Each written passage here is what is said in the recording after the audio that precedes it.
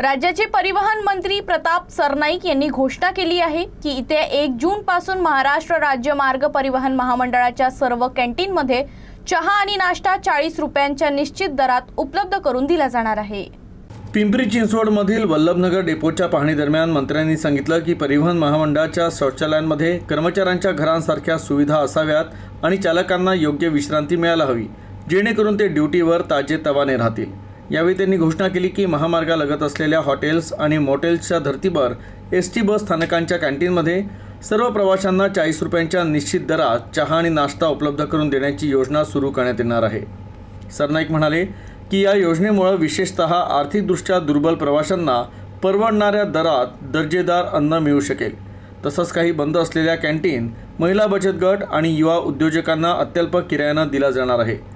या उपक्रमामुळे MSRTCचा महसूल वाढण्यास मदत होईल, तसंच प्रवासी आणि कर्मचाऱ्यांना अधिक चांगल्या सुविधा मिळतील असा विश्वास त्यांनी यावेळी व्यक्त केला।